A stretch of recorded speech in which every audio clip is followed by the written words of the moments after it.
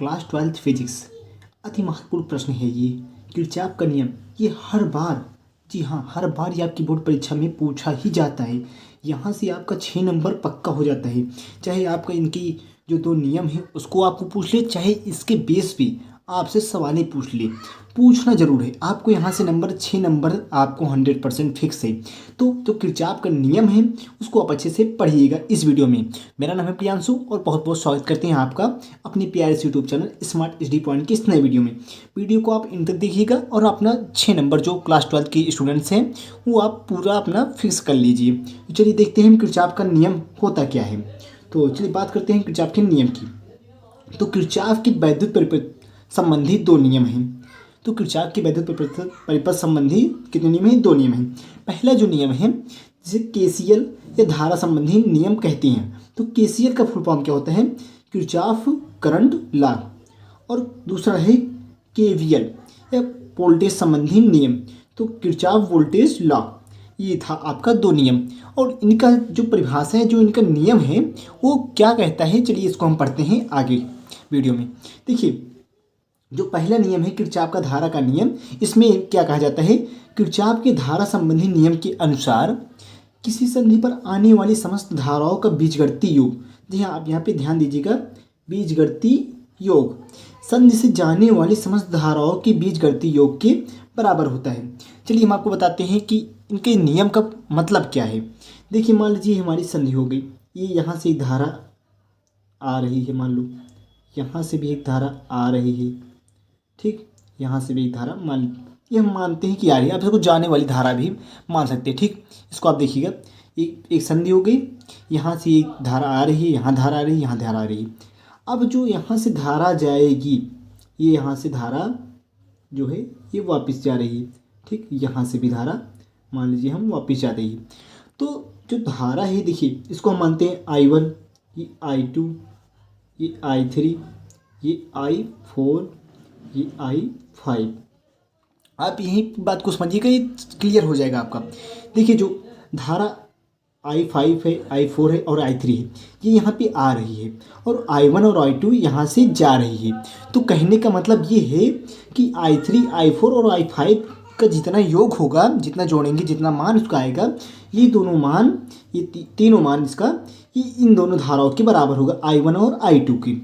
तो यही था इसका मान, यानी कि बराबर आ जाएगा तो मतलब 0 आना चाहिए। देखिए I1 प्लस I2, देखिए यही इसको कर देंगे, जोड़ हम कर देंगे, इस तरफ लाते हैं तो plus I3 plus I4 plus I5 बराबर 0 हो जाएगा। बस यही था इनका नियम। चलिए देखते हैं हम आपका जो अगला नियम है वो कौन सा है। जो दूसरा नियम है इनका, ये केवीएल यानी कि वोल्टेज संबंधी नियम। देखिए इस नियम के अनुसार इन्होंने क्या कहा है अपनी इस थ्योरी में, जिसको समझते हैं। तो किरचॉफ की वोल्टेज संबंधी नियम के अनुसार, पहले अगर आप चैनल पर नए हैं तो चैनल को तुरंत सब्सक्राइब कर लीजिए और बेल आइकन को ऑन कर लीजिए। वीडियो आपको अच्छी लग रही हो तो आप इसे लाइक कीजिएगा, चैनल को सब्सक्राइब करना बिल्कुल भी मत भूलिएगा। और यहाँ पे आपको physics, chemistry, math, Hindi, English, biology सारे के सारे आपको यहाँ पे सभी क्लासेस के आपको थ्योरी जो इंपॉर्टेंट क्वेश्चन है वो सभी आपके यहाँ पे कवर कराए जा रही हैं। तो वीडियो के एंड तक जरूर देखिएगा। देखिए किरचॉफ की वोल्टेज संबंधी नियम के अनुसार किसी बंद लूप में विभिन्न भागों में बहने वाली धाराओं तथा संगत प्रतिरोधों के, फिर से हम पढ़ते हैं इसको परिभाषा को ताकि आपको अच्छे तरीके से याद हो जाए। किसी बंद लूप में विभिन्न भागों में बहने वाली धाराओं तथा संगत प्रतिरोध के, आगे देखते हैं क्या है परिभाषा में। संगत प्रतिरोध के गुणनफल का बीजगणितीय योग, गुणनफल का बीजगणितीय योग लूप में, उस लूप में बहने वाले विद्युत वाहक बल के बीजगणितीय योग के बराबर होता है। आप परिभाषा को एक बार अच्छे से फिर से पढ़िएगा, आपको अच्छे तरीके से याद हो जाएगा। देखिए जो मेन यहाँ पे कॉन्सेप्ट है, ये यहाँ पे आपका है, आपको जो ये डायग्राम बना हुआ है, ये दोनों लूप हैं, ये एक लूप है, ये दूसरा लूप है। तो आप इसको समझिएगा, यहीं से आपका ये पूरा क्लियर होगा। अगर आप यहीं पे इसको समझ लेते हैं तो ये समझ में आपको आ जाएगा। चलिए मानते हैं हम इसमें धारा की दिशा को हम प्रोवाइड करते हैं। धारा मानते हैं हम लूप में ऐसे चलते हुए प्रारंभ मानते हैं, केवल आप इसको ऐसे भी मान सकते हैं, हम इसको एंटी क्लॉकवाइज मानते हैं। चलिए इसको भी जैसे इसको मानेंगे वैसे इसको मानेंगे, आप इसको ध्यान दीजिएगा, ठीक। तो इसको हमने एंटी क्लॉकवाइज मानते हैं कि हम यहाँ से चलते हैं और फिर से यहीं पे आ जाएंगे, ऐसे मानते हैं। तो हम पहले लूप की बात करते हैं। अब आप इस बात को ध्यान दीजिएगा कि अगर हम धारा की दिशा में चलेंगे यहाँ से धारा की अगर दिशा में हम चलते हैं तो धारा को हम माइनस में लिखते हैं। जी हाँ, बात को आप ध्यान दीजिएगा, अगर धारा की दिशा में चलते हैं तो उसको हम माइनस में लिखते हैं, और प्रतिरोध को जो है वो उसी के रूप में लिखते हैं, चाहे प्लस में रहेगा तो उसको प्लस। देखिए प्रतिरोध तो माइनस में होता नहीं, तो प्रतिरोध को वैसे को वैसे एज इट इज लिखाई दिया जाता है।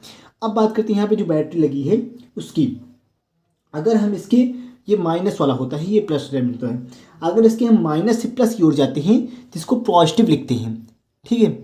और अगर पॉजिटिव से यहाँ पे देखिए पॉजिटिव से निगेटिव जाएंगे तो इसको हम माइनस में लिखेंगे। अब देखिए चलिए हम आपको बता रहे हैं आगे, इसको यहाँ पे समझ में आएगा। यहाँ से हम चलना प्रारंभ करते हैं, तो देखिए यहाँ पे धारा कौन सी बह रही है, I1, तो हम इसको लिखते हैं। अब ये देखिए धारा की दिशा में चल रहे हैं ना, हम यहाँ चल रहे हैं, धारा ऐसे चल रही है तो माइनस लिखेंगे, ठीक है, माइनस I1। अब देखिए यहाँ पे प्रतिरोध कौन सा है, संगत प्रतिरोध, ये है R1, I1 प्लस R1। अब देखिए बैटरी की दिशा में चल रहे हैं माइनस से प्लस की ओर, यानी कि प्लस, यहाँ पर लिखेंगे E1, ठीक। अब देखिए ऐसे चल रहे हैं, अब इधर से वापस जाएंगे, अब ये जो बैटरी है इसकी पॉजिटिव से निगेटिव जा रहे हैं, यानी कि ये माइनस में लिखा जाएगा, तो माइनस E2, ठीक है। अब देखिए क्या है आगे, प्लस हम I2 इसलिए लिखेंगे, देखिए प्लस I2, क्योंकि ये धारा की विपरीत दिशा में, जब धारा की दिशा में होता है तो धारा को माइनस में लिया जाता है, और जब धारा की विपरीत दिशा में होता है तो धारा का वो पॉजिटिव में लिया जाता है, तो प्लस I2, ठीक है। अब इसके साथ जो प्रतिरोध लगा हुआ है R2, ये आपका हो गया यहाँ पे।